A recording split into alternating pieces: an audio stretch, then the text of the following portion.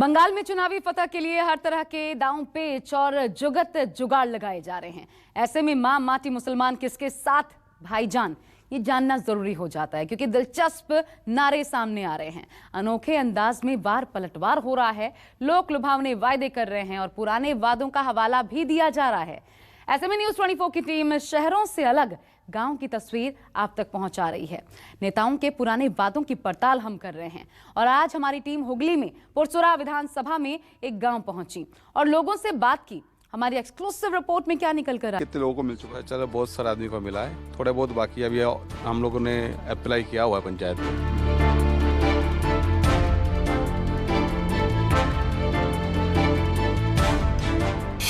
खाली एक चीज़ का कमी है, ये पानी की जो सब घर में मिल गया हम लोग का ये जो अंचल है गुमनाथ अंचल में वो नहीं हुआ।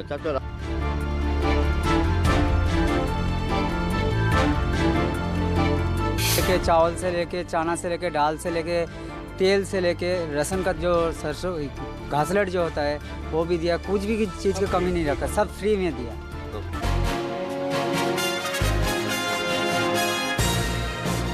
पश्चिम बंगाल में जैसे जैसे नेताओं के प्रचार में धार आ रही है, ठीक उसी तरह से लोगों के उत्साह में भी उछाल आ रहा है।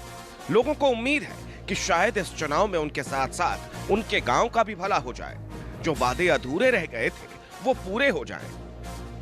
हजारों ख्वाहिशें ऐसी कि हर ख्वाहिश पे दम निकले, बहुत निकले मेरे अरमान, फिर भी दम कम निकले।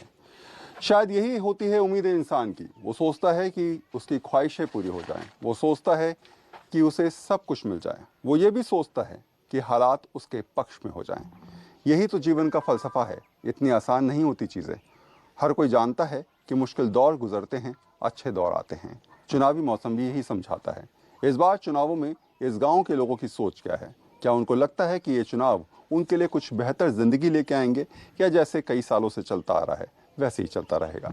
तो फिलहाल आज इस गांव की कहानी मेरी जुबानी सुनिए।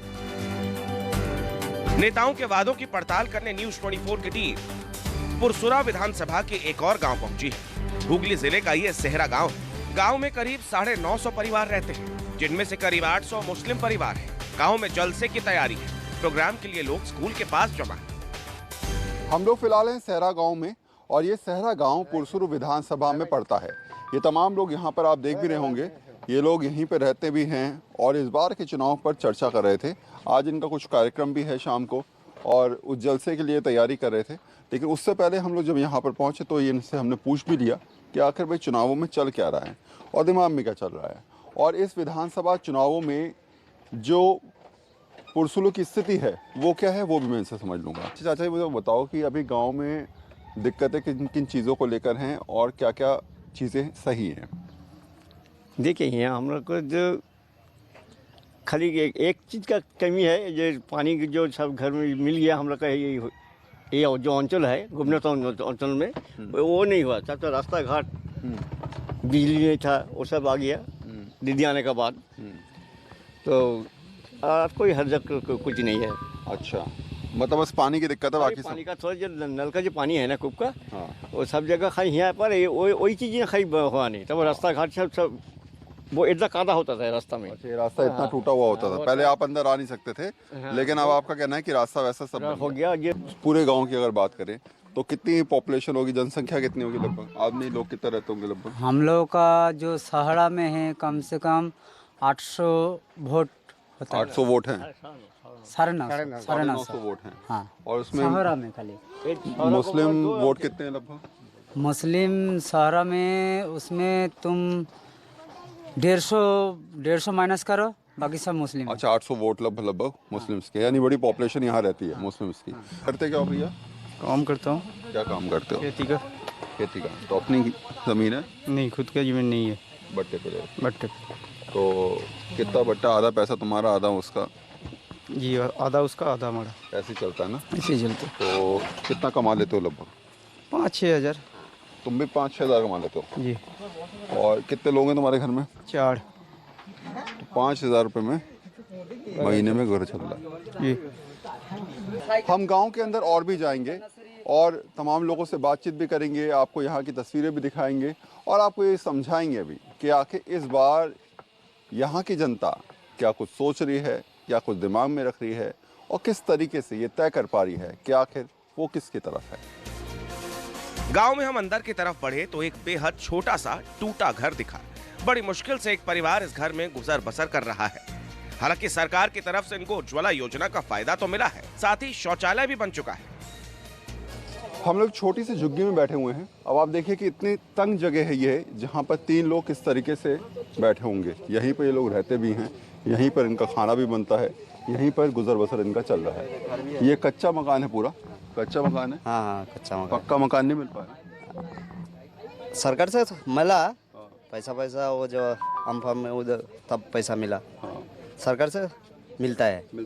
अच्छा, ये गैस का जो सिलेंडर है उज्ज्वला योजना के तहत सरकार की तरफ से वही है। बोलते क्या हो, हम वो मेला में सब बेचते हैं, सामान बेचते हो। हाँ खाने का चीज़ बेचते हैं। अच्छा, तो ये स्थिति आप देखिए, थोड़ा सा यहाँ पर आप समझ भी रहे होंगे तो बहुत तंग जगह है, इसलिए बैठने में दिक्कत ज़रूर आ सकती है, लेकिन ये लोग यहीं रह रहे हैं। एक कमरा इनका ये है, एक कमरा इनका पीछे की तरफ है, और इसी जगह रहकर ये लगातार गुजर बसर कर रहे हैं। अभी पक्के मकान की दरकार है, कच्चा मकान इनके पास है, लेकिन ये सोचते हैं कि जल्द अगर सब कुछ सरकारी नीतियाँ चलती रहीं तो इनको बहुत जल्द पक्का मकान भी मिल जाएगा।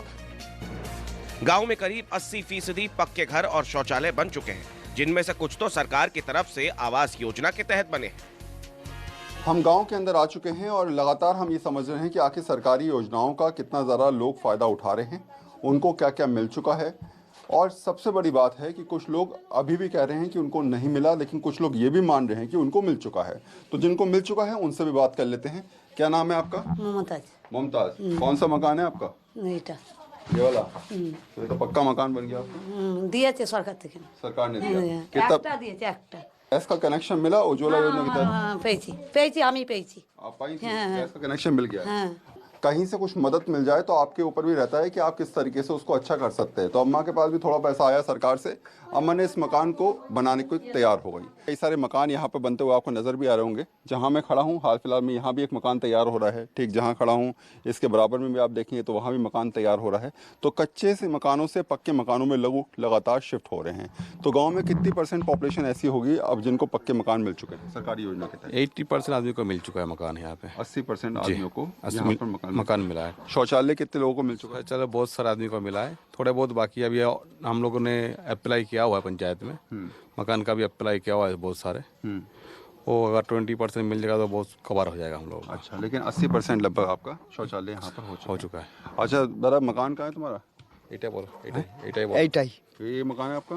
तो कितना पैसा मिला सरकार से? कितना, কত টাকা পেয়েছো বল? পুরোই পেয়েছো বাকি? पूरी কিছু বাকি আছে। अच्छा, कितना मिला? 1 लाख मिल गया, बाकी का भी बचा है। तो मकान थोड़ी दिन में बन के तैयार हो जाएगा? है? तो फायदा मिल रहा है? अच्छा लग रहा है? मौज आ रही है? अच्छा, मुझे बताइए कि ये कुछ जो कच्चे मकान हैं उनको पक्का करने का भी प्रोसेस लगातार चल रहा है? जी हाँ, चल रहा है। हम लोग पंचायत से ही कोशिश कर रहे हैं पूरा गाँव में का जो प्रधान भी है भी कर रहे हैं, कोई काम अच्छा कर रहा है। कुछ जारी है कोशिश हमारा। अभी ICD स्कूल भी बन रहा है, अभी स्वास्थ्य केंद्र भी बनने के लिए अभी दिया, अभी अप्लाई किया, अभी प्रोसेस पूरा हो कंप्लीट हो गया है। अच्छा, मुझे बताइए, मैं जैसे अभी देख रहा था कि स्वास्थ्य साथी के तहत जो है वो आपके भाई का इलाज हुआ है, गरीबों को अनाज भी यहाँ पर मिला है, स्वच्छ भारत मिशन के तहत जो है वो शौचालय भी बन रहे हैं यहाँ पर, प्रधानमंत्री आवास योजना और इंदिरा योजना के तहत जो है वो सरकारी मकान भी बन रहे हैं ना, मकान बन रहे हैं। तो ये तमाम योजनाएं जितनी भी चल रही हैं, चाहे स्टेट की हों सेंट्रल की हों, इन तमाम योजनाओं से आप लोग अब तक फ़ायदा उठा रहे हैं? ये फ़ायदा उठा रहे हैं गाँव वाले, फ़ायदा उठा रहे हैं। यानी अगर कहा जाए तो चीज़ें पहुँच रही हैं आपको? पहुँच रही है, यही बड़ी बात है। गांव तक पहले कहाँ पहुंच पाती थी चीज़ें? अभी आ रही है, कम से कम पहुंच तो रही है, यही बड़ी बात है। अगर ईंटें आपको नज़र आ रही हैं गांव के अंदर, मकान बनते हुए आपको नज़र आ रहे हैं, ज़रूरतें थोड़ी बहुत सही होती हैं, लेकिन उन ज़रूरतों के हिसाब से अपने आप को ढाल लिया जाता है। यही गांव के लोग भी कर रहे हैं, रोज़गार भी अपने हिसाब से पैदा कर रहे हैं यहाँ पर। ये भी तय कर रहे हैं कि आने वाले दिनों में इनके हिसाब से क्या रणनीति होनी चाहिए, किस तरीके से इन्हें अपने भविष्य को संवारना है, उसके लिए किस नेता को चुनना है, वो इनका अपना मैटर है। लेकिन हाँ, ये लोग जानते हैं कि इस समय इन योजनाओं का फ़ायदा जितना उठा पाएंगे लोग, उनके लिए उतना ही बेहतर रहेगा। केंद्र की योजनाओं का फायदा मिल रहा है तो ममता सरकार से मदद भी पहुंच रही है। राज्य सरकार की स्वास्थ्य सांची योजना के तहत इनके पैर का ऑपरेशन हुआ। इलाज में 1.5 लाख रुपए का खर्च आया, सब राज्य सरकार की तरफ से मिला। स्वास्थ्य साथी के तहत जो है वो यहाँ पर कई लोगों को फ़ायदा भी हुआ है। इसके तहत ये फ़ायदा ये होता है कि जितने भी गरीब परिवार हैं या जिनको ज़रूरत है वो इस कार्ड के ज़रिए अपनी मदद कर सकते हैं। जब भी वो बीमार होंगे जाकर ये सीधे कैशलेस है, जाइए इलाज कराइए, आपको पैसा देने की ज़रूरत नहीं पड़ेगी। नहीं, मेरा को ये जो पाँव है ना, वो जो फ्रैक्चर हो गया था, वो 760 कार्ड जो दीदी दिया था, वो कार्ड से मेरे को बहुत फ़ायदा हुआ। दोबारा मेरे को ऑपरेशन हुआ, एक बार 1 लाख रुपया काटा, फिर 2 महीना बाद फिर फ्रैक्चर में ऑपरेशन हुआ, फिर मेरे को काटा 75,000 रुपया, दोबारा काटा, वही 1.5 लाख का जैसे काटा दोबारा ऑपरेशन में। तो मेरे को शायद 5 लाख तक का होता है शायद मेरे हिसाब से पूरे परिवार। हाँ, पूरा परिवार को 5 लाख। मेरा ऑपरेशन हुआ 1.5 लाख का हो गया अभी 1.5 तक। लाख का हो गया। अभी ये 3.5 लाख रुपया है उसमें। अभी 3.5 लाख रुपए। 1 रुपया देने की जरूरत पड़ी या नहीं पड़ी? नहीं, मेरे को 1 रुपया नहीं देने का जरूरत नहीं। अब 1 हफ्ते का 6 दिन का दवाई हो दिया, अब गाड़ी खर्चा 200 रुपया हो दिया वो लोग ने, और 760 कार्ड से ही दिया मेरे को बहुत फायदा मिला है 760 कार्ड से। इनका ये मानना है कि जो भी ममता सरकार ने फैसले लिए हैं उसके वजह से जो योजना है जिसमें कैशलेस हेल्थ कार्ड बनाया गया लोगों के लिए, और उसी की वजह से करीब 1.5 लाख रुपए से ज़्यादा इनके पैसे लगे और बचे भी। यानी कि इस कार्ड से कैशलेस तरीके से इन्होंने पैसे भी बचाए, अपना इलाज भी कराया, और इनका कहना है कि 3.5 लाख रुपए का इलाज ये अभी और करा सकते। तो एक तरीके से ज़मीनी स्तर पर, ग्राउंड पर जाकर लोगों को मजबूत करना, उनको ये समझाना कि किस तरीके से उनको हेल्थ सेक्टर में पैसा लगाने की ज़रूरत नहीं पड़ेगी। सरकार की तरफ से एक कार्ड है, यही इन योजनाओं का फ़ायदा जो है ये लोग उठा रहे हैं और इन्होंने भी उठाया। गांव के लोग रोजगार के लिए कोलकाता जाते हैं या फिर आसपास मजदूरी करके परिवार का पेट पालते हैं। वहीं घर की महिलाएं भी जरा सा काम करके परिवार की आमदनी में इजाफा करती हैं। इस गांव में कारीगरों की संख्या भी कम नहीं है। आप देखेंगे तो जरी का काम भी यहाँ पर बहुत ज़्यादा होता है, और एक साड़ी फिलहाल यहाँ पर तैयार की जा रही है, एक तरफ दूसरी तरफ भी साड़ी है, और गांव की महिलाएं पुरुष सब मिलकर इस काम को करते हैं। तो कितने दिन लग जाते हैं एक साड़ी को तैयार करने में? 1 दिन में हो गया। 1 दिन में तैयार हो जाती है। और कितना पैसा मिलता है? 100 रुपये। पूरी साड़ी तैयार करने में 100 रुपये मिलता है। 100 रुपये मिलता है। तो 1 दिन में एक साड़ी तैयार हो पाती है? 1 दिन में हो जाए, है ना? तो महीने की 30 साड़ी हो पाई तो केवल 3,000 रुपये कमा पाते हो, है? इससे ज़्यादा नहीं हो पाता। नहीं। आसान नहीं है काम, ये मुश्किल है? मुश्किल काम है। मुश्किल नहीं है, सीखने वाले के लिए तो आसान हो जाता है, सीखने वाले के तो आसान होता है। अनजान आदमी के लिए तो मुश्किल है, मुश्किल काम है, आसान नहीं है। तो ये कितने साल से कर रहे हो ये काम? ये 10 साल से। 10 साल से? तो जब यहाँ शादी होके आए थे या क्या आए तो पता था कि ये काम भी होता है? हैं? यहाँ पे होता है, ये काम होता है। हैं। तो यहीं पर आके सीखा?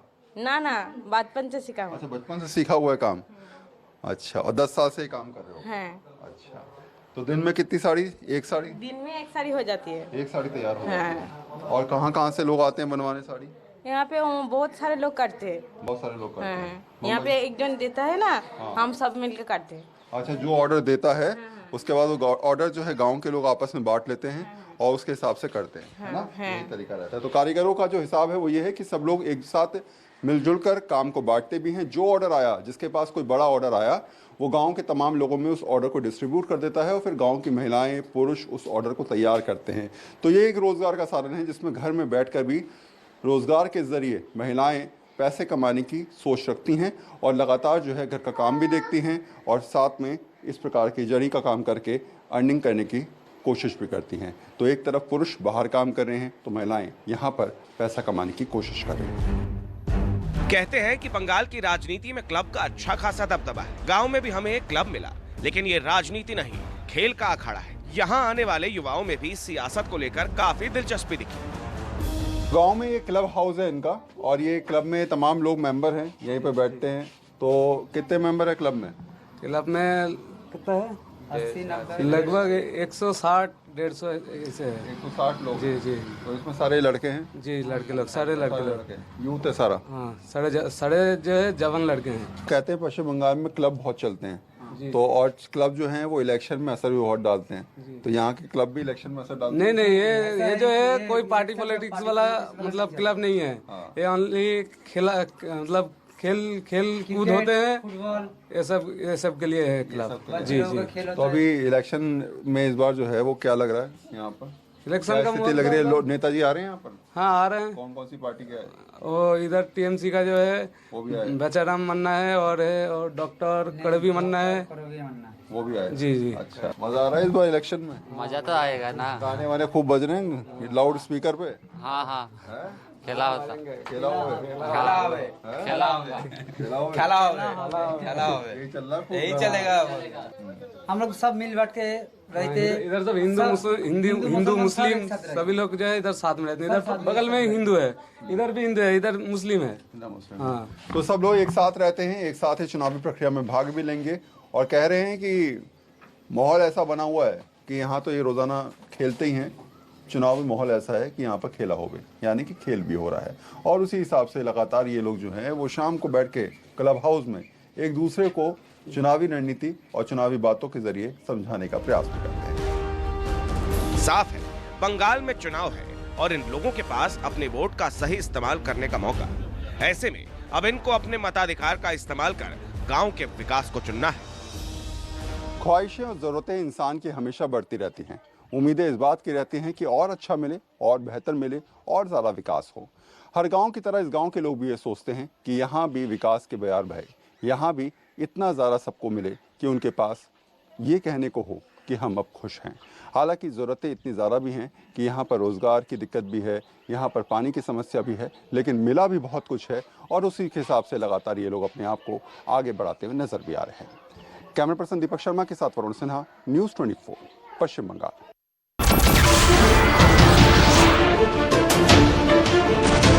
नमस्कार, मैं हूं मानक गुप्ता। अगर आपको हमारा ये वीडियो पसंद आया हो तो इसे लाइक और शेयर जरूर करें और हाँ, हमें सब्सक्राइब और फॉलो करना ना भूलें ताकि आप देश और दुनिया की कोई खबर मिस ना करें। तो जुड़े रहिए हमारे साथ और देखते रहिए न्यूज़ 24।